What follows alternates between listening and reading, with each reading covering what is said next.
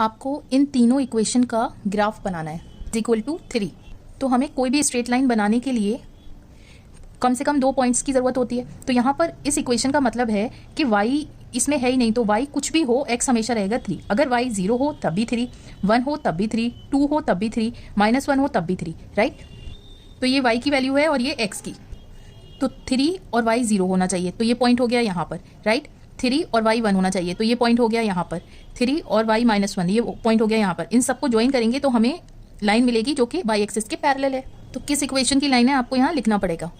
Similarly x is equal to 5, x is equal to 5 मतलब कि इसमें भी y नहीं है, तो y कुछ भी हो x की वैल्यू हमेशा रहेगी 5।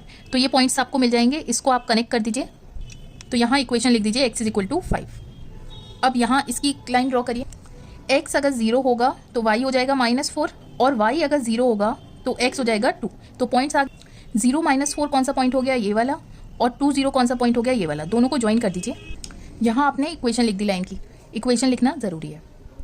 अब देखिए आपसे पूछा है कि area of quadrilateral form by the lines and x axis और ये जो लाइंस हैं इनके बीच में जो कोरिलेटरल बन रहा है, तो वर्टिसेस होगा एक ये बी, सी और डी। तो ये जो कोरिलेटरल है इसका आपको एरिया फाइंड करना है। तो देखिए सिंपली क्या हो रहा है, अपोजिट साइड्स इसकी पैरेलल है, तो ये ट्रेपेजियम फॉर्म कर रहा है। तो एरिया क्या होता है ट्रेपेजियम का, जो पैरेलल साइड्स हैं उनका सम और इनटू हाइट। तो हाइट हो जाएगी सिंपली आपके पास दिस पॉइंट AD।